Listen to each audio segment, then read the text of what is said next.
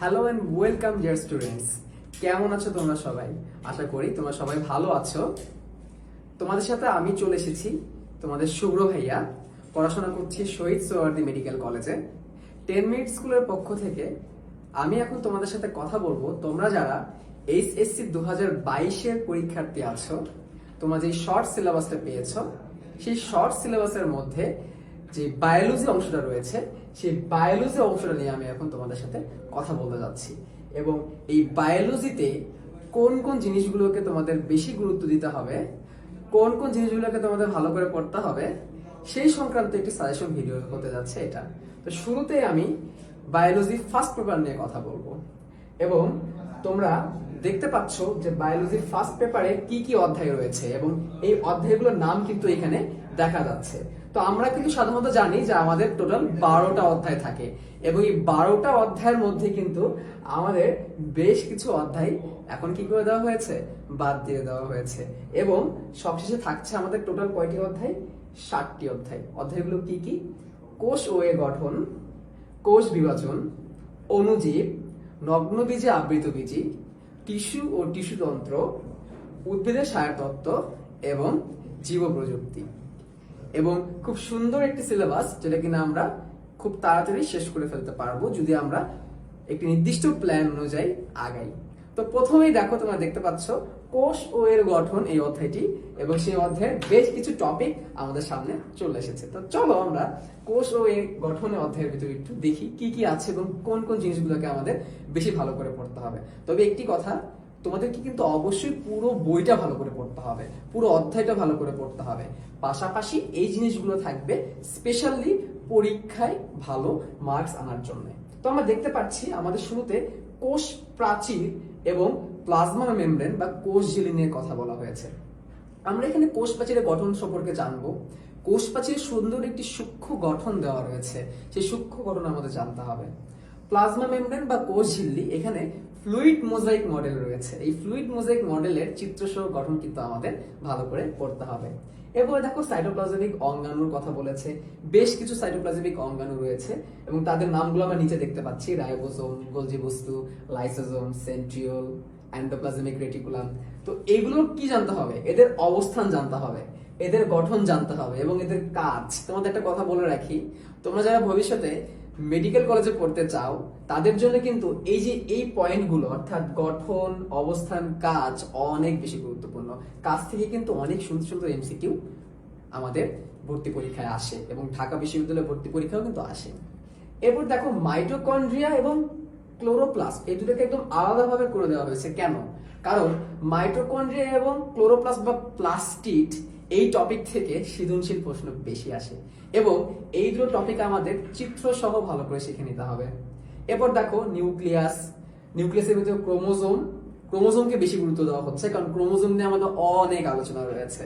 সেই ক্রোমোজোমের গঠন এবং কোষ বিভাজনের সময় যে আমরা দেখি না VLJI আকৃতি লাভ করে, কোষ বিভাজনের সময় ক্রোমাটিন থেকে ক্রোমোজোম হয়, ক্রোমাটিড হয়। এই জিনিসগুলো বেসিক আমাদের এই অধ্যায় থেকে কিন্তু ক্লিয়ার করতে হবে। এবং অতঃপর আমরা চলে যাই বংশগতীয় বস্তুতে, যেখানে আমরা ডিএনএ আরএনএ নিয়ে কথা বলবো। এই ডিএনএ আরএনএ টপিকটা কিন্তু অনেক বেশি গুরুত্বপূর্ণ। ডিএনএ এর গঠন আমাদের শিখতে হবে, ডাবল হেলিক্স মডেল, এবং কিভাবে একটি ডিএনএ থেকে আরো একটি ডিএনএ তৈরি হয় তার জন্য একটি অর্ধ সংরক্ষণশীল পদ্ধতির বিবরণ কিন্তু আমাদের দেওয়া রয়েছে, আমাদের সেটাও ভালো করে শিখতে হবে। ডিএনএ থেকে ডিএনএ তৈরি করাকে বলা হয় ডিএনএ রেপ্লিকেশন। ডিএনএ থেকে আরএনএ তৈরি করাকে বলা হয় ডিএনএ থেকে আরএনএ তৈরির প্রসেস বা ট্রান্সক্রিপশন। এবং সেই আরএনএ থেকে পরবর্তীতে প্রোটিন তৈরি হয়, যাকে বলা হয় ট্রান্সলেশন। এই তিনটি প্রসেসে আমাদের শিখতে হবে, কারণ এখান থেকে সৃজনশীল প্রশ্ন আসতে দেখা যায়। এবং সবশেষে কি আছে ভাইয়া? সবশেষে আছে হচ্ছে জেনেটিক কোড। এখানে কিন্তু বেশ কিছু কোড দেওয়া রয়েছে, যেমন স্টার্ট কোড, স্টপ কোড। এবং জেনেটিক কোডের বৈশিষ্ট্য, এটা কিন্তু সৃজনশীলের জন্য গুরুত্বপূর্ণ এবং এমসিকিউ এর জন্য গুরুত্বপূর্ণ। তাহলে এই যে টপিকগুলো আমরা দেখলাম, এই টপিকগুলো পড়লে আমাদের কোষ ও এর গঠনের একটা ভালো প্রিপারেশন কিন্তু আমাদের তৈরি হবে। এরপর আমরা চলে যাবো কোন অধ্যায়ে? আমরা চলে যাবো কোষ বিভাজন অধ্যায়ে। খুবই ছোট একটা অধ্যায় এবং অলরেডি কিন্তু আমরা নবম দশম শ্রেণীতে এটা কিন্তু পড়ে এসেছি, তাই না? তো এইখানে দেখো কোষ বিভাজনের মধ্যে মাইটোসিস, মিওসিস এবং গুরুত্ব, ব্যাপারটা কিন্তু অনেক মজার, কারণ মাইটোসিস মিওসিস ইতিমধ্যে আমরা পড়ে এসেছি। তো মাইটোসিসটা মজার বিষয় হচ্ছে এখানে আগের মতোই আছে, 9-10 এর মতোই আছে। এক্সট্রা ভাবে আমাদের অনিয়ন্ত্রিত মাইটোসিস টপিকটা অ্যাড আছে। সে অনিয়ন্ত্রিত মাইটোসিসে আমরা টিউমার, ক্যান্সার নিয়ে কথা বলবো, কোষের মৃত্যু কিভাবে কিভাবে হতে হয় তা নিয়ে কথা বলবো, এবং মাইটোসিসের গুরুত্ব তো অবশ্যই পড়তে হবে। এরপর আছে মিওসিস। মিওসিস টপিকটা আমরা আগে থেকে জানি যে দুইটা ভাগে ভাগ করা হয় মিওসিসকে, মিওসিস 1 আর মিওসিস 2। মিওসিস 1-এ আবার বেশ কিছু ধাপ রয়েছে, সেই ধাপ নিয়ে এখানে কথা বলা হবে। এখানে কথা বলা হবে কিভাবে জিনের বিনিময় ঘটে, কিভাবে ক্রসিং ওভার ঘটে, এবং ক্রসিং ওভার টপিকটা কিন্তু দারুণ মজার, এবং সেগুলোও কিন্তু আমাদের শিখতে হবে। অবশেষে মিওসিসের গুরুত্ব। আর একটা জিনিস, মাইটোসিস মিওসিসের পার্থক্য, এই টপিকটা থেকে কিন্তু প্রায় প্রশ্ন আসতে দেখা যায়। তো আমরা কোষ বিভাজন দেখলাম। এরপরের অধ্যায়টা হচ্ছে অণুজীব, যেটাকে কিনা ভাইরাস, ব্যাকটেরিয়া এবং ম্যালেরিয়ার অধ্যায় বলা হয়, তাই না? ভাইরাস তো এখন খুবই আলোচিত একটা বিষয় আমাদের করোনা ভাইরাস আসার কারণে। কাট, এই ড্রপটা কাট হবে। ভাইরাস তখন খুব আলোচিত একটা বিষয় এই করোনা ভাইরাস আসার কারণে। তো আমরা দেখতে পাচ্ছি এখানে ভাইরাসের বৈশিষ্ট্য, গঠন, গুরুত্ব, এই টপিকগুলোকে খুব ভালো গুরুত্ব দেওয়া হচ্ছে। ভাইরাসের আকৃতি আছে, ভাইরাসের গঠনমূলকভাবে কিছু শ্রেণীবিন্যাস আছে, এগুলোকে আমাদের একটু ভালো করে শিখতে হবে। ভাইরাসের গুরুত্ব আমাদের ভালো করে শিখতে হবে। ভাইরাস কিন্তু সবসময় ক্ষতি করে তা না, ভাইরাস কিন্তু উপকারেও ব্যবহার করা হয়, অনেক টিকা তৈরিতে ব্যবহার করা হয়, অনেক গুরুত্বপূর্ণ কাজে ভাইরাস ব্যবহার করা হয়। যেমন তোমাদের বলি, একটা সময় অস্ট্রেলিয়াতে খরগোশ অনেক বেশি বেড়ে গিয়েছিল এবং ফসলের ক্ষতি হচ্ছিল, তখন কিন্তু ভাইরাস প্রয়োগ করে কিন্তু খরগোশ নিধন করা হয়েছিল। ঠিক আছে, তো এরকম অনেক মজার মজার জিনিস কিন্তু এখানে আলোচনা করা হয়েছে। জীবনচক্র, ব্যাকটেরিওফাজ। ফাজ মানে কি? ধ্বংস করা। ব্যাকটেরিয়া মানে ব্যাকটেরিয়া, মানে ভাইরাস দিয়ে ব্যাকটেরিয়া মারা যায়, এবং এভাবে কি করে ভাইরাসরা তাদের সংখ্যা বৃদ্ধি করে। লাইটিক চক্র, লাইসোজেনিক চক্র নামের দুইটা সংখ্যা বৃদ্ধি প্রক্রিয়া আমাদের এখানে আলোচনা করেছে, যেটা কিনা সৃজনশীলের জন্য, এই টপিকটি সৃজনশীলের জন্য অনেক বেশি গুরুত্বপূর্ণ। এরপর দেখো ভাইরাস জনিত রোগ, পাপায়া রিং স্পট ভাইরাস বা পেপের ring spot virus, viral hepatitis এবং ডেঙ্গু, এই তিনটি টপিকও কিন্তু সৃজনশীলের জন্য অনেক বেশি গুরুত্বপূর্ণ। তার মধ্যে ভাইরাল হেপাটাইটিস এবং ডেঙ্গু থেকে তো প্রায় সৃজনশীল প্রশ্ন আসে। এবার দেখো ব্যাকটেরিয়াতে আমরা চলে যাচ্ছি। ব্যাকটেরিয়ার গঠনটা কিন্তু খুব ভালো করে আমাদের শিখতে হবে, এবং সেই ব্যাকটেরিয়ার শ্রেণীবিন্যাস রয়েছে। সেই শ্রেণীবিন্যাসের মধ্যে তাদের আকৃতিগত শ্রেণীবিন্যাস আছে, তাদের ফ্লাজেলাগত শ্রেণীবিন্যাস আছে, এবং রঞ্জক ভিত্তিক শ্রেণীবিন্যাস এগুলো আছে। এগুলো কিন্তু এমসিকিউর জন্য অনেক গুরুত্বপূর্ণ, এবং একটি আদর্শ ব্যাকটেরিয়ার গঠন সৃজনশীলও কিন্তু চলে আসে। ব্যাকটেরিয়ার জনন, ব্যাকটেরিয়ার বেশ কিছু জনন পদ্ধতি আলোচনা করা হয়েছে, এবং সেই জনন পদ্ধতিগুলোকে আমাদের ভালো করে শিখে নিতে হবে। এরপর দেখো ব্যাকটেরিয়া জনিত রোগ, তার মধ্যে ধান গাছের ব্লাইট রোগ রয়েছে এবং কলেরা রোগটা রয়েছে। এই কলেরা রোগ থেকে কিন্তু সৃজনশীল প্রশ্ন আসে। কেন কলেরা হয়, কলেরা কিভাবে হয়, কোন ব্যাকটেরিয়ার কারণে হয়, এবং কলেরা হলে কি করতে হবে, খাবার স্যালাইন খাওয়াতে হবে। তো এই সকল সংক্রান্ত আলোচনা কিন্তু করা হয়েছে। এই চ্যাপ্টারে আরেকটা গুরুত্বপূর্ণ টপিক হচ্ছে ম্যালেরিয়া পরজীবী। সেই ম্যালেরিয়া পরজীবীর জীবন চক্রটা আমাদের এই অধ্যায়ে পড়ানো হবে, এবং এটা কিন্তু খুবই গুরুত্বপূর্ণ। পুরো ম্যালেরিয়ার জীবন চক্র, ম্যালেরিয়া থেকে কিভাবে বাঁচা যায়, সেগুলো নিয়ে কিন্তু আমরা এই চ্যাপ্টারে আলোচনা করবো, এবং প্রতিকার প্রতিরোধ নিয়েও কিন্তু আলোচনা করবো। অর্থাৎ এই অধ্যায়টি অনেকটা জীবনধর্মী একটা অধ্যায়। তো দেখো এরপর আমাদের কাছে আসছে নগ্নবীজী এবং আবৃতবীজী উদ্ভিদের একটি অধ্যায়।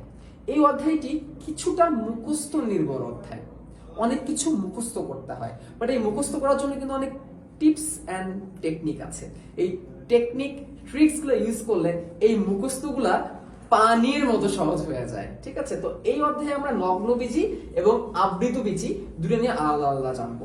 নগ্নবীজী উদ্ভিদের বৈশিষ্ট্য, আবৃতবীজী উদ্ভিদের বৈশিষ্ট্য, এই দুটোকে আমাদের খুব ভালো করে শিখে নিতে হবে। একটি গুরুত্বপূর্ণ নগ্নবীজী উদ্ভিদ হচ্ছে সাইকাস। এই সাইকাসকে জীবন্ত জীবাশ্ম বলা হয়, এবং এই প্রশ্নটা কিন্তু সৃজনশীলের খতেও চলে আসে, কেন সাইকাসকে জীবন্ত জীবাশ্ম বলা হয়। তো এগুলো আমাদের ভালো করে শিখতে হবে।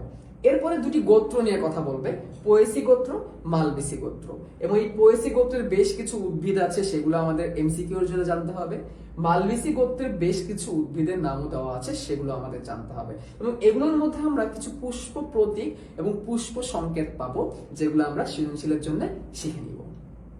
তো এই অধ্যায়ের পরে আমরা চলে যাবো এখন টিস্যু এবং টিস্যুতন্ত্র অধ্যায়ে। অত্যন্ত ছোট এবং খুবই গুরুত্বপূর্ণ একটা অধ্যায়। এই অধ্যায়ে ভাজক টিস্যু নিয়ে আলোচনা করা হয়েছে এবং এই অধ্যায়ে আমাদের টিস্যু তন্ত্র নিয়ে আলোচনা করা হয়েছে। তো ভাজক টিস্যু বেশ কিছু প্রকারভেদ দেওয়া রয়েছে যেগুলো আমরা এমসিকিউ এর জন্য পড়বো, এবং এই টিস্যু তন্ত্র অ্যাপিডার্মাল বা ত্বকীয় টিস্যু তন্ত্র, গ্রাউন্ড বা ভিত্তি টিস্যু তন্ত্র, ভাস্কুলার বা পরিবহন টিস্যু তন্ত্র যেটাকে আমরা জাইলেম এবং ফ্লোয়েম বলি, এই পার্টগুলো আমাদের শিখতে হবে। এবং আমরা একবীজপত্রী উদ্ভিদের মূল এবং কাণ্ডের অন্তর্গঠনটাও এখানে আঁকা শিখবো, এবং এই মূল এবং কাণ্ডের অন্তর্গঠনের বর্ণনা সৃজনশীল পরীক্ষায় কিন্তু চলে আসে। তো এরপর আমাদের থাকছে উদ্ভিদের শারীরতত্ত্ব নামের অধ্যায়টি। এই উদ্ভিদের শারীরতত্ত্ব অধ্যায়টি কিন্তু যথেষ্ট বড় একটা অধ্যায় এবং অনেক মজার একটা অধ্যায় তুমি যদি বুঝতে পারো। এই অধ্যায়ে তুমি যদি বুঝতে পারো একটা উদ্ভিদ কিভাবে খাদ্য তৈরি করে, একটা উদ্ভিদ কিভাবে পানি গ্রহণ করে, কিভাবে সে খনিজ লবণ গ্রহণ করে, সে কিভাবে তার সেই খাবারগুলোকে ব্যবহার করে শক্তি উৎপন্ন করে, এই সব কিছু তুমি এখানে জানতে পারবা। তো দেখতে পাচ্ছ এখানে খনিজ লবণ শোষণ, সেই খনিজ লবণ শোষণের প্রক্রিয়া সক্রিয় না নিষ্ক্রিয় এগুলো নিয়ে আলোচনা করেছে।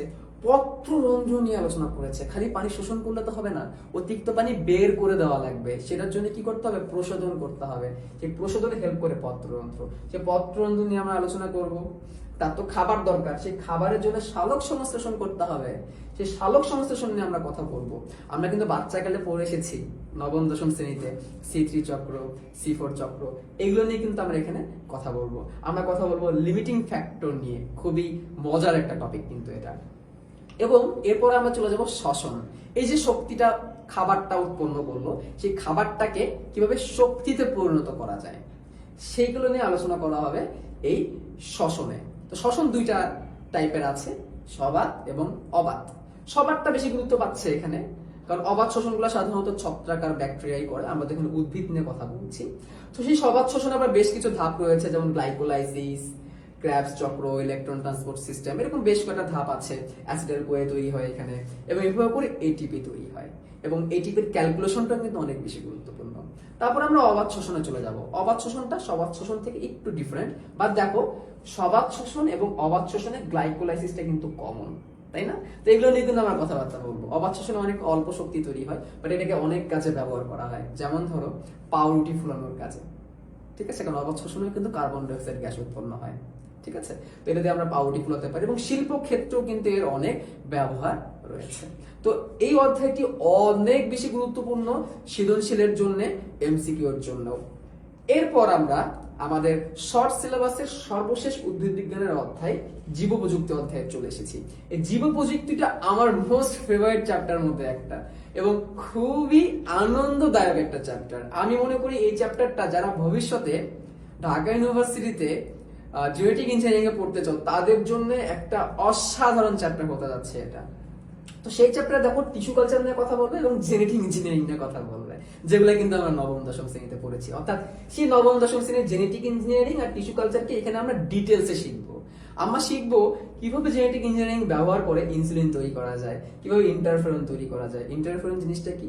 এই ইন্টারফেরন ভাইরাস মারতে ব্যবহার করা হয়, আর ইনসুলিন নিয়ে তো তোমরা অলরেডি জানোই। এবং এই প্রযুক্তির নাম হচ্ছে রিকম্বিনেন্ট ডিএনএ প্রযুক্তি। অর্থাৎ এখানে আমরা সেটাকে ডিপলি শিখবো।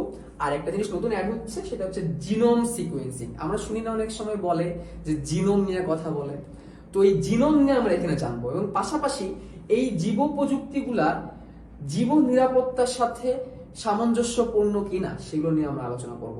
এমন কোন জীব প্রযুক্তি দিয়ে এমন কিছু বানানো যাবে না যেটা কিনা পরিবেশ এবং জীবের জন্য ক্ষতিকর, সেগুলো নিয়ে কিন্তু এই অধ্যায়ে কথা বলা হবে। তাহলে এই ছিল আমাদের এই উদ্ভিদ বিজ্ঞানের আলোচনা। এবার আমরা কি করব? এই শর্ট সিলেবাসের প্রাণী বিজ্ঞান যে অংশটা রয়েছে সেই প্রাণী বিজ্ঞান অংশে চলে যাব, অর্থাৎ বায়োলজি সেকেন্ড পেপারে চলে যাব। এই প্রাণী বিজ্ঞানও কিন্তু এই 12টা অধ্যায় ছিল, দারুণ দারুণ 12টা অধ্যায় ছিল, এবং সেটা আপাতত আমাদের জন্য কমে গিয়ে, এবং আগের মতো দেখো তোমরা দেখতে পাচ্ছ 7টা অধ্যায় রাখা হয়েছে, অর্থাৎ উদ্ভিদ বিজ্ঞানের 7টা, প্রাণী বিজ্ঞানের 7টা। তো এই সেই 7টা অধ্যায়, যার মধ্যে প্রথমে আছে প্রাণী বিভিন্নতা ও শ্রেণীবিন্যাস। খুবই গুরুত্বপূর্ণ একটা অধ্যায়, কারণ এই অধ্যায়টা সকল প্রাণীর যে একটা ক্লাসিফিকেশন বা একটা সম্পর্ক সেটাকে ধরে রাখে। তো সেই প্রাণী বিভিন্নতা ও শ্রেণীবিন্যাস অধ্যায়ে কিন্তু আমরা প্রাণী জগতে কিভাবে এত রকমের বিভিন্নতা তৈরি হলো সেগুলো নিয়ে কথা বলবো, এবং শ্রেণীবিন্যাসের ভিত্তি নিয়ে কথা বলবো। এই টপিকটা একদমই নতুন আমাদের জন্য, বাট অনেক মজার মজার জিনিস রয়েছে, এবং এখান থেকে অনেক সুন্দর সুন্দর এমসিকিউ কিন্তু বোর্ডে এবং বিভিন্ন ভর্তি পরীক্ষায় চলে আসে। এরপরে আমরা নন কর্ডার নিয়ে জানবো। আমরা জানি পরিফেরা, মিরারিয়া, প্লাটিহেলমিনথিস, এরকম বেশ কয়েকটা পর্ব আমাদের আছে। তার মধ্যে নন কর্ডাটা রয়েছে এবং একটা মাত্র পর্ব রয়েছে কর্ডাটা, এবং সেই কর্ডাটা পর্বের মধ্যে আবার আমরা শ্রেণী নিয়ে কথা বলবো। আমরা কিন্তু বাচ্চা গেলে পড়ে এসেছিলাম মাছ, পাখি, উভচর, স্তন্যপায়ী, তো সেই জিনিসগুলো নিয়ে কিন্তু আমাদের এখানে আলোচনা করা হবে। অর্থাৎ এই টপিকটা বা এই চ্যাপ্টারটা আমাদের জন্য কিন্তু নতুন না, আমাদের অতি পুরাতন পরিচিত একটি অধ্যায়, কিন্তু সেটাকে আমরা একটু ডিটেলসে শিখবো, কারণ আমরা তো বড় হয়ে গিয়েছি, তাই না? তো এরপরে আমাদের রয়েছে প্রাণী পরিচিতি নামের অধ্যায়টি। এই অধ্যায়ে আবার 3টা সাব ডিভিশন আছে। এই অধ্যায়ে কথা বলবে হাইড্রা নিয়ে, এই অধ্যায়ে কথা বলবে ঘাসফড়িং নিয়ে, এবং এই অধ্যায়ে আবার রুই মাছ নিয়েও কথা বলা হবে। তোমরা অনেকে বলো যে ভাইয়া হাইড্রা, ঘাসফড়িং, রুই মাছ করে আমার লাভ কি? কিন্তু ভাইয়া সবাই যে মেডিকেলে যাবে এমন তো না। অনেকে তো প্রাণীবিজ্ঞান বিষয়ও কিন্তু বিশ্ববিদ্যালয়ে অধ্যয়ন করবে এবং করছে, তাদের জন্য কিন্তু এই জিনিসগুলো খুবই গুরুত্বপূর্ণ। এবং এখানেও প্রশ্ন আসতে পারে যে 3টা প্রাণী শিখে কিভাবে পুরো প্রাণীবিজ্ঞান শেখা সম্ভব? আসল উত্তরটা হচ্ছে এই 3টা প্রাণী শেখানোর মাধ্যমে এটা শেখানো হয় যে অন্যান্য বিশদ আকারে অন্যান্য প্রাণীদেরকে আমরা কিভাবে শিখবো, কি প্যাটার্নে শিখবো। অর্থাৎ এই 3টা প্রাণীর মাধ্যমে পুরো প্রাণী জগৎকে কিভাবে শেখা যায় সেটা এখানে শেখানো হয়েছে। যার কারণে যারা কিনা ভবিষ্যতে প্রাণীবিজ্ঞান নিজের ক্যারিয়ার গড়তে চাও, তাদের জন্য কিন্তু এই অধ্যায়টা অসাধারণ একটা অধ্যায় হতে যাচ্ছে, এবং যারা জানতে চাও তাদের জন্য কিন্তু অসাধারণ একটা অধ্যায়। এখানে কিন্তু মজার মজার জিনিস রয়েছে, যেমন রুই মাছ কিন্তু 14 ডিগ্রি সেন্টিগ্রেডের নিচে বাঁচতে পারে না, এরকম মজার বিষয় রয়েছে। আবার ঘাসফড়িং কিন্তু লাফিয়ে লাফিয়ে লাফিয়ে লাফিয়ে প্রতিদিন অনেক দূর পর্যন্ত যেতে পারে। এরকম বেশ কিছু বই এরকমও লেখা রয়েছে যে সে একদিনে লাফিয়ে লাফিয়ে এবং উঠতে উঠতে 15 কিলোমিটার পর্যন্ত যেতে পারে। ঘাসফড়িং কিভাবে খাবার দাবার গ্রহণ করে সেগুলো কিন্তু আমরা জানবো, এবং ঘাসফড়িং এর চোখ কিন্তু চমকপ্রদ একটা জিনিস, ঠিক আছে? ঘাসফড়িং এর চোখের গঠন সেগুলো নিয়ে কিন্তু আমরা এখানে আলোচনা করব। এবং হাইড্রা মানে অত্যন্ত মজার একটা অধ্যায় বা একটা অংশ হাইড্রা। এই হাইড্রাতে আমরা হাইড্রার গঠন থেকে শুরু করে হাইড্রার চলন গুলোও জানবো, এবং হাইড্রার চলন যে কত মজার একটা জিনিস তোমরা যখন পড়বে তখন বুঝতে পারবে যে হাইড্রা কত রকমের চলন দেখায়। হাইড্রার চলন দেখে মাঝে মাঝে তোমারও ইচ্ছা করবে তুমি একটু হাইড্রার মতো করে মাথাকে নিচু করে পা উপর দিকে একটু হাঁটা শুরু করে, এরকম তোমারও কিন্তু মন চাইবে। এত মজার একটা অধ্যায় হচ্ছে এই হাইড্রা। অর্থাৎ এই হাইড্রা, ঘাসফড়িং এবং রুই মাছের মাধ্যমে আমরা নতুন কিছু টেস্ট পেতে যাচ্ছি এই প্রাণী বিজ্ঞানে। এরপর হচ্ছে আমাদের পরিপাক ও শোষণ, আরেকটা মজার অধ্যায়। তুমি কি খাচ্ছ, সেই খাবারটা কিভাবে পরিপাক হচ্ছে, সেই পরিপাকিত খাবার কিভাবে শোষণ হচ্ছে, এইগুলো নিয়ে এখানে কথাবার্তা বলা হবে। এবং এই অধ্যায় শেষে কিন্তু স্থূলতা নিয়ে কথা বলা হবে। যারা অনেক বেশি স্বাস্থ্যবান তাদের এই স্থূলতা, স্বাস্থ্যবান না ঠিক, যে স্বাস্থ্যটা আসলে অতিরিক্ত মাত্রায় চলে গিয়েছে সেগুলো নিয়ে এখানে কথাবার্তা বলা হবে। স্থূলতার কারণ, প্রতিকার, প্রতিরোধ নিয়ে কথা বলা হবে। তো আমরা তো সাধারণত কি খাই, বিভিন্ন রকমের খাবার খাই।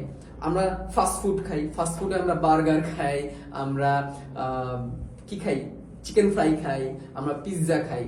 তো এই বার্গার কি আমাদের কোষের খাবার? একটা কোষে কি বার্গার ঢুকানো সম্ভব? একটা কোষে তো বার্গার ঢুকানো সম্ভব না। একটা কোষের ভিতরে তো একটা চিকেন ফ্রাই ঢুকাই দেওয়া সম্ভব না। তো কোষের খাবারটা আসলে কি?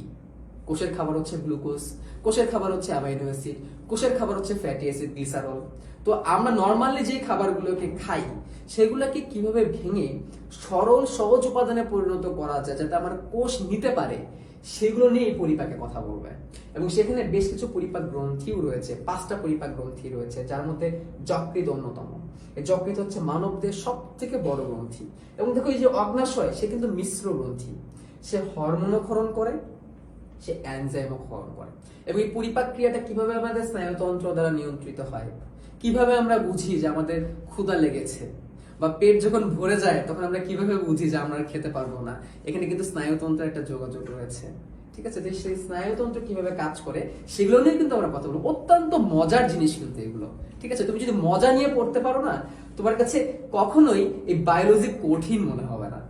এবং দেখো সেই খাদ্যদ্রব্য কিভাবে শোষণ হয় সেগুলো কিন্তু আমাদের জানতে হবে। খালি খেলে তো হবে না, সেই খাবারগুলাকে, সেই পরিপাকৃত খাবারগুলোকে তো আবার কোষে কোষে পৌঁছাতে হবে, যাতে কোষে পৌঁছে শক্তি তৈরি হতে পারে।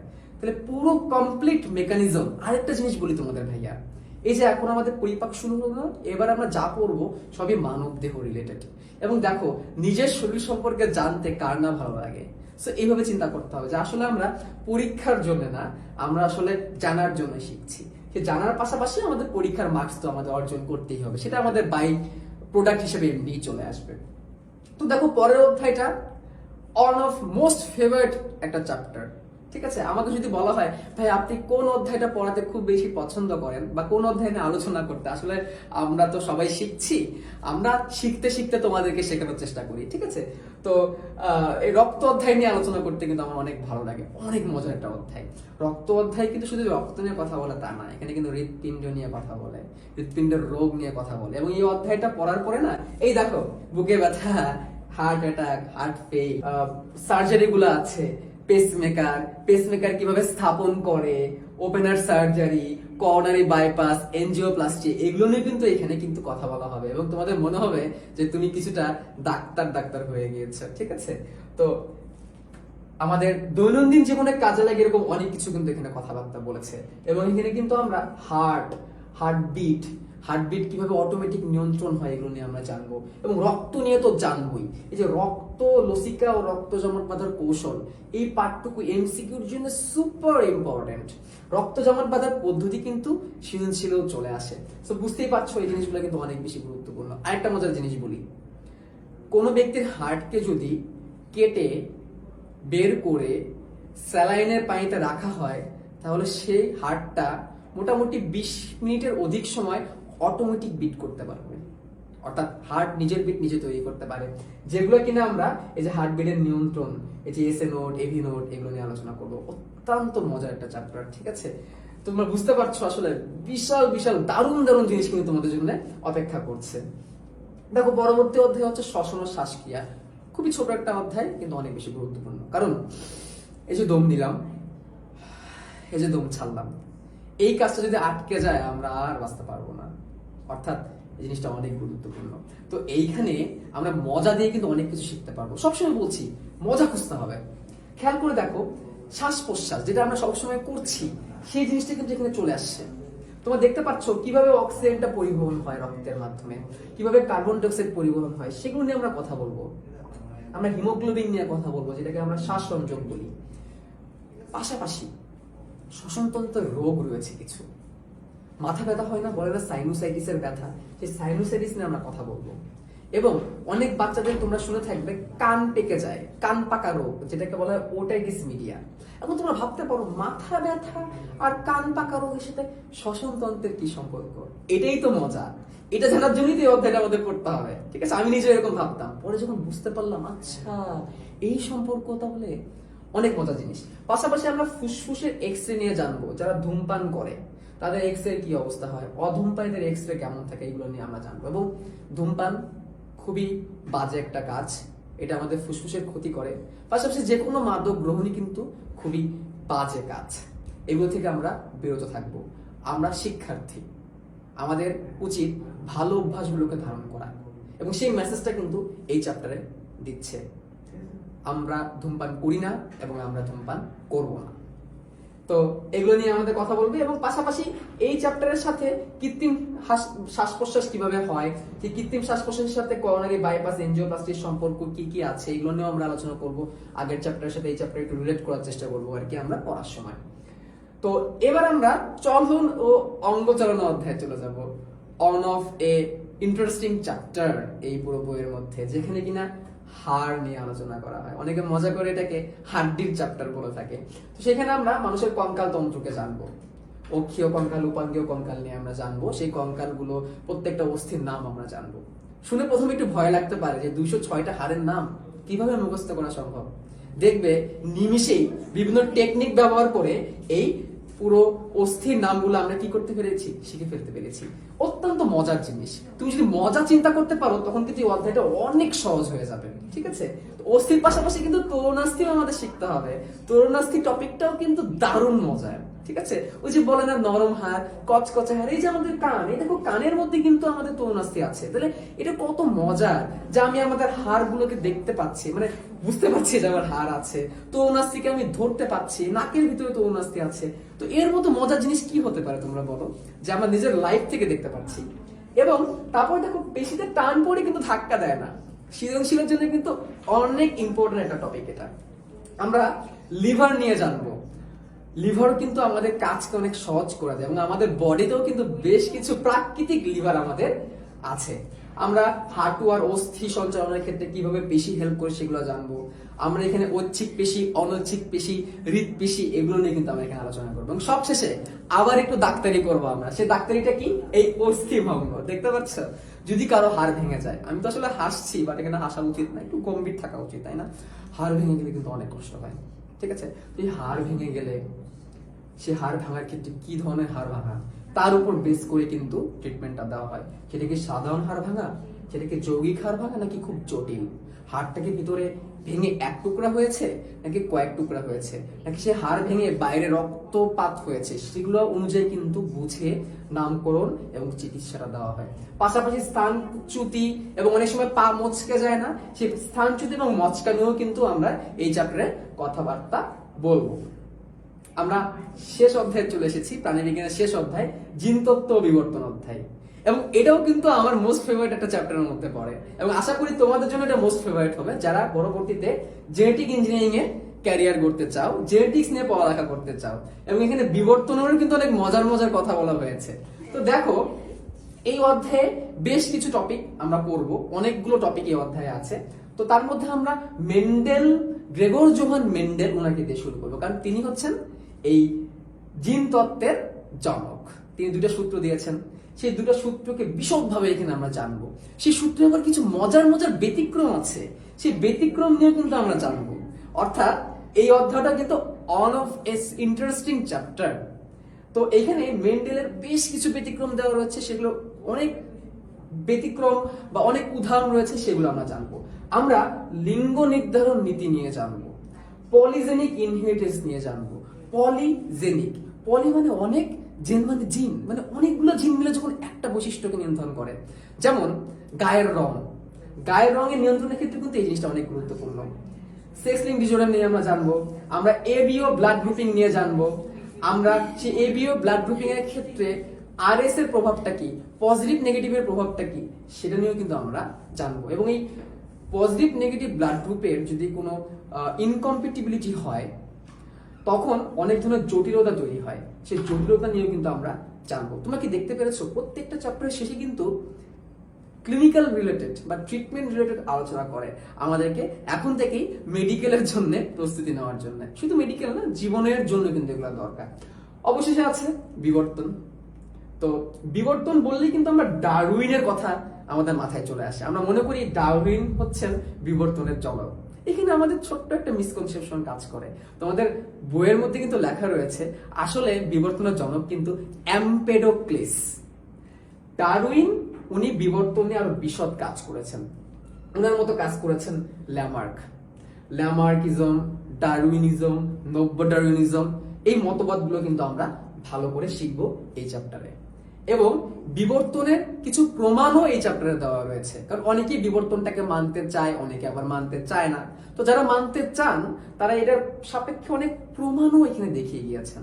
সেই প্রমাণগুলো যখন আমরা পড়বো, তখন কিন্তু আমাদের অনেক অনেক বেশি জানার আগ্রহ জাগবে এবং আমরা অনেক বেশি মজা পাবো এগুলো পড়ে। তো এই ছিল আমাদের প্রাণীবিজ্ঞানের সর্বশেষ যে অধ্যায়টি রয়েছে সেটা নিয়ে আলোচনা। তোমরা বুঝতে পেরেছো যে প্রাণীবিজ্ঞান টপিকটা হিউজ জানার জন্য এবং শেখার জন্য অনেক আনন্দদায়ক। আমরা আনন্দ নিয়ে শিখবো, পড়ার মাঝখানে আমাদের আনন্দ আনতে হবে, এবং সেই আনন্দ যদি আমরা আনতে পারি তখন আর পড়াকে পড়া মনে হবে না, তখন পড়াকে খেলা মনে হবে। এবং সেটাই কিন্তু আমাদের চেষ্টা। এবং আমরা 10 মিনিট স্কুল সেই চেষ্টাই করে যাচ্ছি দীর্ঘদিন যাবত, এবং তারই একটা প্রচেষ্টায় তোমাদের সামনে আসা। বায়োলজিতে থাকবো আমি, বায়োলজি নিয়ে আলোচনা করার জন্য আমি আছি, আমার সাথে আরো অনেকে আছে যারা বায়োলজি নিয়ে কথা বলবে। তো তারই একটি সাজেশনমূলক ভিডিও নিয়ে তোমাদের সামনে আসে, এবং তোমরা সেই ডিটেলস তোমরা দেখতে পাচ্ছ, সেই ডিটেলস নিয়ে তোমরা আরো জানতে পারবে। তোমাদের সাথে আমাদের আবার দেখা হবে। আশা করছি তোমাদের সাথে সেই যাত্রাটা অনেক আনন্দদায়ক হবে এবং সেই সময়গুলো আমাদের ভালো কাটবে। তোমরা সবাই ভালো থাকো, সুস্থ থাকো। খুব দ্রুত তোমাদের সাথে আবার দেখা হচ্ছে। আল্লাহ হাফেজ।